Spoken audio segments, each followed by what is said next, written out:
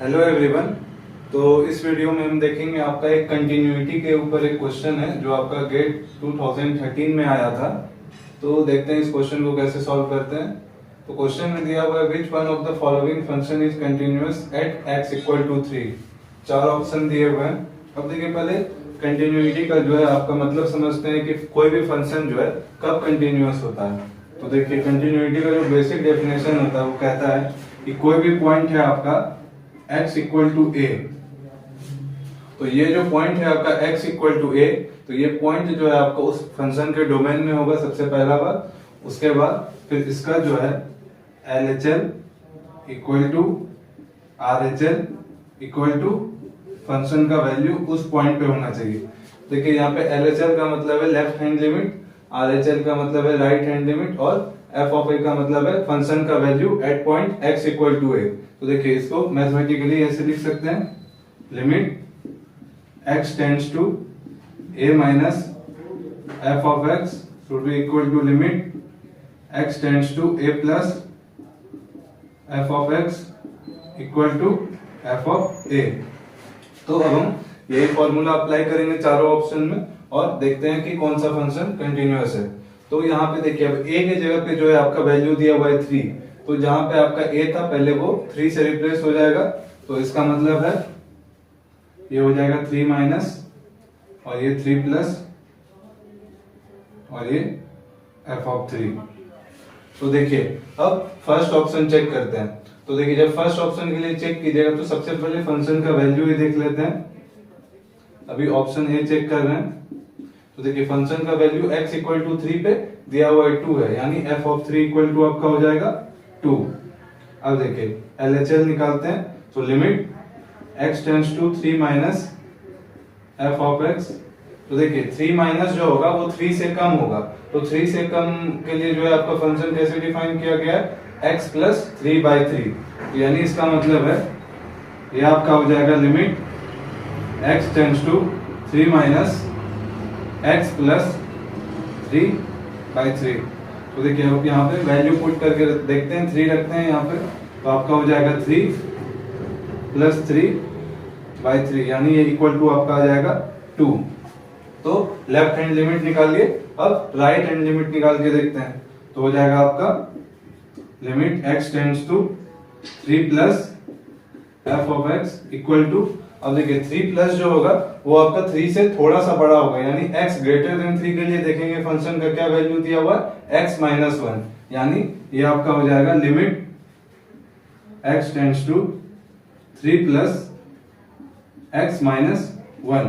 अब देखिए x के जगह पे जब हम यहाँ पे 3 रखेंगे तो 3 माइनस 1 इक्वल टू 2 हो जाएगा ये। तो देखिए फंक्शन का वैल्यू 3 पे आपका 2 है, 3 माइनस के लिए आपका 2 आ रहा है और 3 प्लस पे भी जो है आपका वैल्यू 2 आ रहा है, यानी आपका ऑप्शन ए जो है ये कंटिन्यूअस है। अब देखिए ये सिंगल ऑप्शन करेक्ट वाला क्वेश्चन था, तो आपका पहला ऑप्शन ही करेक्ट आ गया। तो बाकी को तो एग्जाम में आपको चेक करने का जरूरत नहीं है, लेकिन फिर भी हम आपको सारा ऑप्शन एक्सप्लेन कर देते हैं कि क्यों कंटिन्यूअस नहीं है। तो अब ऑप्शन बी के लिए चेक करते हैं।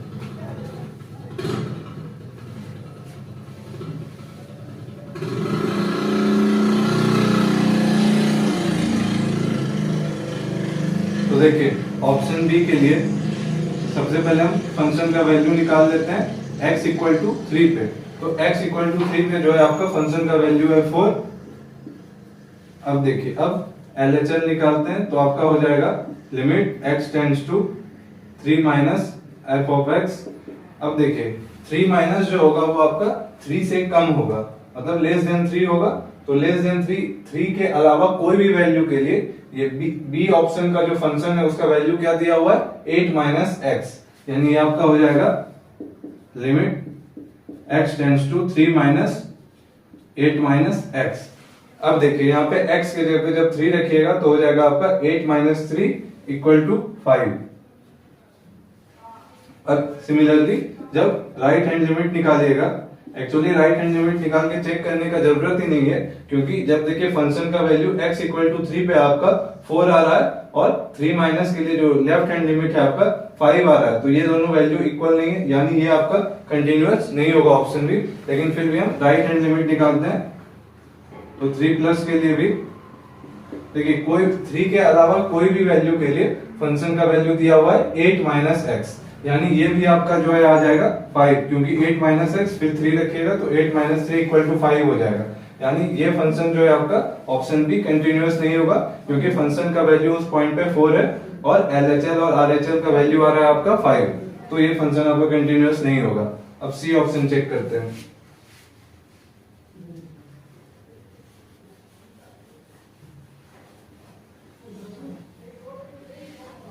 अब देखिए ऑप्शन सी के लिए सबसे पहले फंक्शन का वैल्यू निकालते हैं 3 पे, तो f ऑफ 3 हो जाएगा आपका x प्लस 3 दिया हुआ है, तो x के जगह पे जब आप 3 रखिएगा तो हो जाएगा 3 प्लस 3 इक्वल टू 6।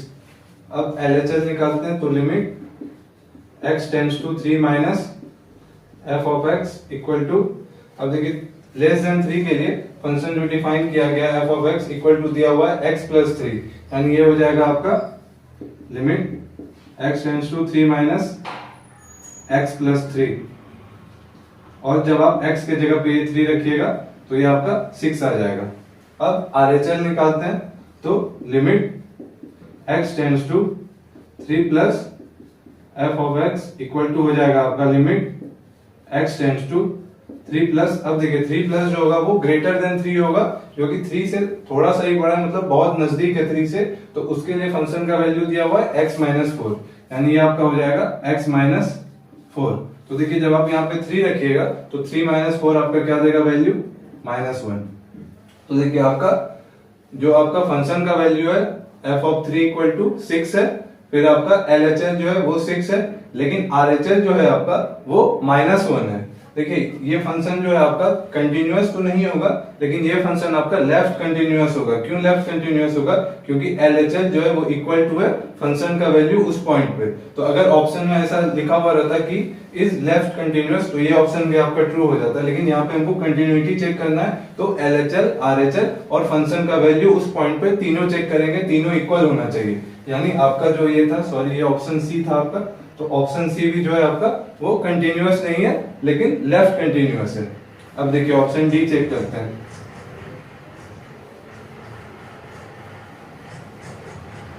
तो देखिए यहाँ पे ऑप्शन डी एक्चुअली यहाँ पे आपको चेक करने का जरूरत ही नहीं है, क्योंकि फंक्शन जो है आपका x इक्वल टू 3 पे ये डिफाइन ही नहीं होगा, क्योंकि जब आप यहाँ पे 3 रखिएगा तो 3 का क्यूब -27, यानी 1/27 -27, और ये आपका नॉट डिफाइंड हो जाएगा, तो लिमिट आपका एग्जिस्ट ही नहीं करेगा, तो इसलिए ऑप्शन डी जो है आपको चेक करने का जरूरत ही नहीं है। और x इक्वल टू 3 जो है वो इसके डोमेन में भी नहीं आ रहा होगा, क्योंकि x इक्वल टू 3 के लिए ये फंक्शन डिफाइन है ही नहीं, तो इसको चेक करने का जरूरत ही नहीं है। यानी आपका